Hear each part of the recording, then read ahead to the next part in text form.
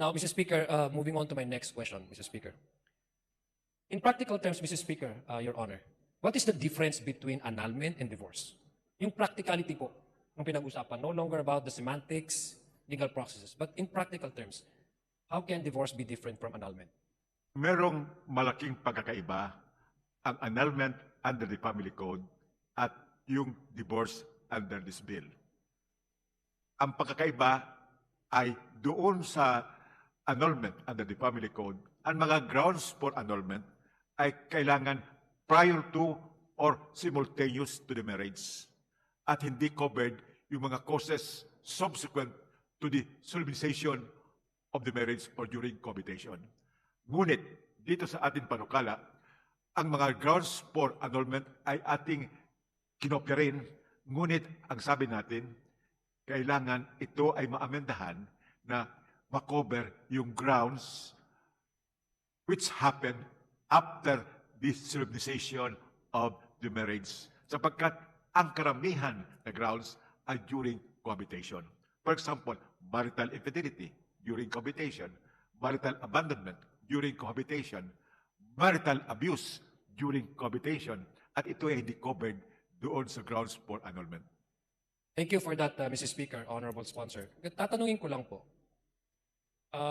in the process where one is to apply for an absolute annulment, hindi ho ba merong nakalaan na budget dapat ang isang tao or may corresponding na babayaran? Tama ho ba? Na to a point na medyo malaki-laki po yung bayad pag ito po ay nag-a-apply for grant of absolute annulment? Sa ngayon, kung pinag-uusapan ang bayad, ay talagang masyadong malaki ang kinokolekta ng mga abogado sa annulment proceedings.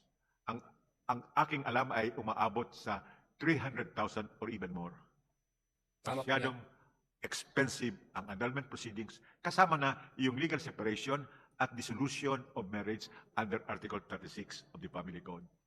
Ngunit, dito sa ating panukala, merong mandato ang Estado na itong divorce proceedings should be affordable and expeditious.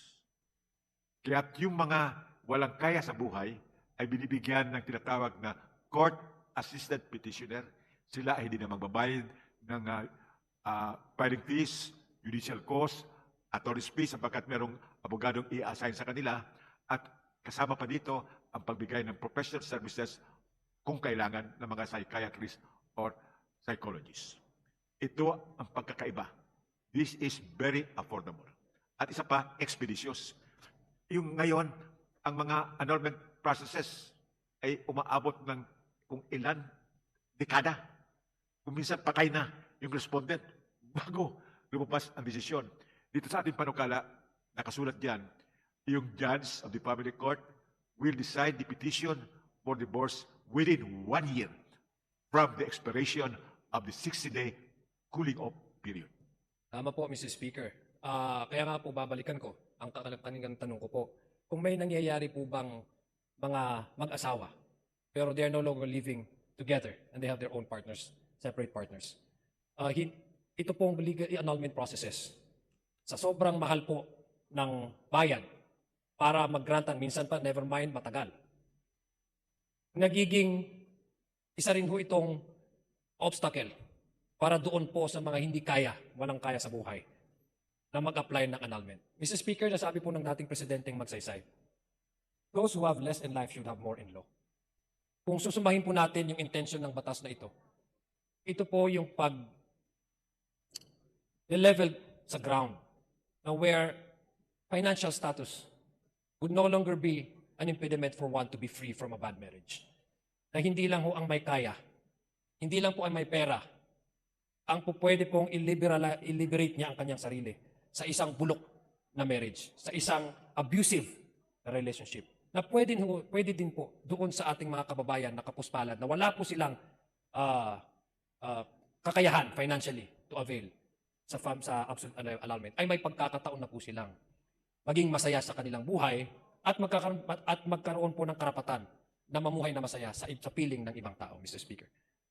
Mr. Speaker, essentially, in a practical sense, Mr. Speaker, to me, divorce as under this proposed bill and the annulment, absolute annulment, Mr. Speaker, in effect, would be still the same to me. Why? Because the ultimate intention of both is for a husband and wife who no longer love each other, especially those who are in an abusive relationship, have a way of living their lives, be in a relationship with another partners, Mr. Speaker. The measurement really is to separate altogether the husband and wife. In practical sense, para po sa akin, either you call it absolute annulment or divorce, which is absolute annulment is allowed under our family code, or divorce under this proposed legislation.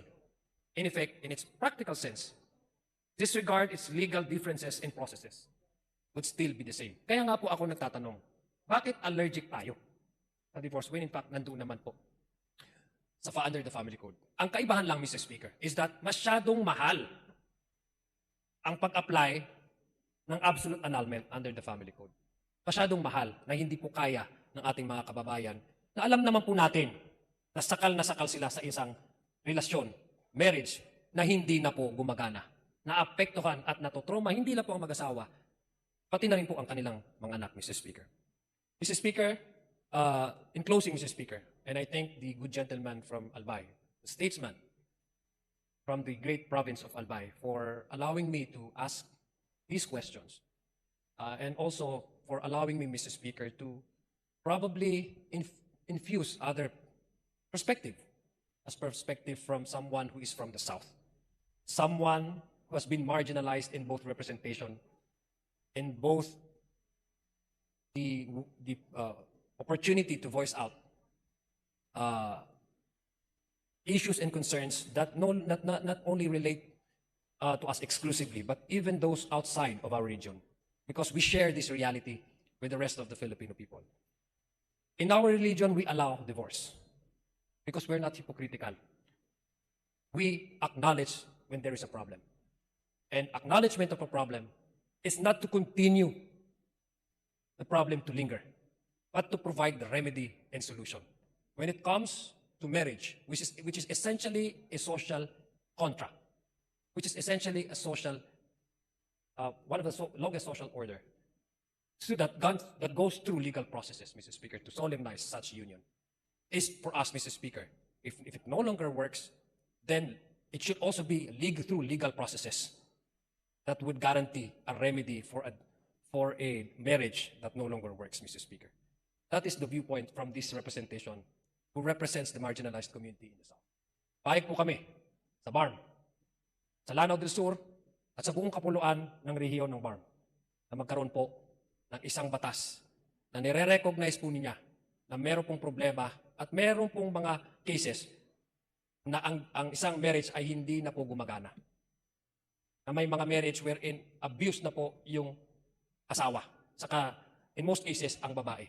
And Mr. Speaker, it is, for me, though it is the mandate of the state to preserve marriage, but it is also the mandate of the state, through this Camera, through this Congress, to ensure that there should be a protection of those who are tied to free, to rescue, as what the good gentleman from Albay said, to rescue those who have been for so long suffered in a marriage that no longer works, in a marriage that is traumatizing, a marriage that is already dead, Mr. Speaker.